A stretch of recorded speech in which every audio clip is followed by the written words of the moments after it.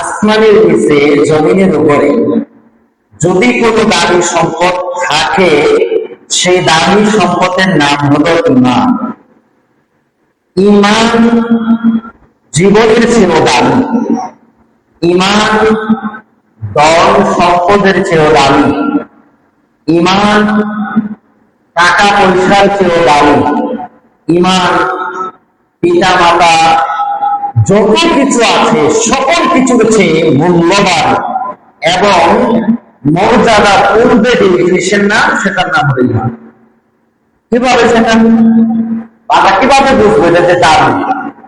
দেখে রাসূলুল্লাহ সাল্লাল্লাহু আলাইহি ওয়াসাল্লামের একটি হাদিস আমরা সহিহ বুখারী মুসলিমে বর্ণিত হয়েছে, যে হাদিসটি কিতাবুল ঈমানে মিশকাতুল মাসাবিহে উল্লেখ করা হয়েছে।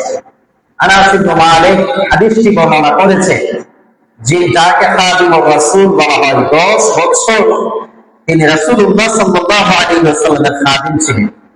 তিনি বলেন, লা ইউমিনু আহাদুকুম হাত্তা আকুনা আহাব্বা ইলাইহি মিন ওয়ালিদিহি ওয়া ওয়ালাদিহি ওয়ান নাসি আজমাইন।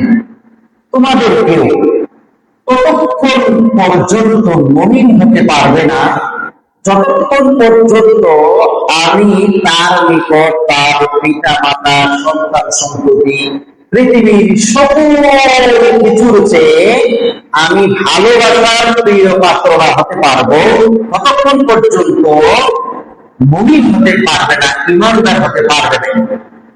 তো ওমর ইবনে খাত্তাব রাদিয়াল্লাহু আনহু বলছেন, ইয়া রাসূলুল্লাহ, আমি আপনাকে আমার পরিবার, পিতা মাতা সন্তান সন্ততি এমন সকল মানুষের চেয়ে আপনাকে বেশি ভালোবাসি, তবে আমার নিজের জানের চেয়ে বেশি ভালোবাসতে পারি।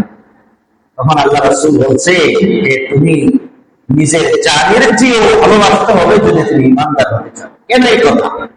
এই কথাটা, এই শর্তটা কেন জুড়ে দিয়েছে? এই শর্তটা জুড়ে দেওয়ার মূল কারণ হলো এই শব্দটার সাথে কানেক্টেড হলো ঈমান। অর্থাৎ রাসূলুল্লাহ সাল্লাল্লাহু আলাইহি ওয়াসাল্লামকে ভালোবাসা, এটা একটা ঈমানের একটা নিদর্শন। এই জন্য রাসূলকে ভালোবাসা, রাসূলের সুন্নাহ অনুযায়ী জীবন পরিচালনা করা, রাসূলুল্লাহ সাল্লাল্লাহু আলাইহি ওয়াসাল্লামের নীতিতে ইবাদত করা হলো ঈমানের অংশ। এই জন্য সকল কিছুর চেয়ে ভালোবাসাটা রাসূলের বেশি থাকতে হবে, তাহলে আপনি ঈমানদার হবেন।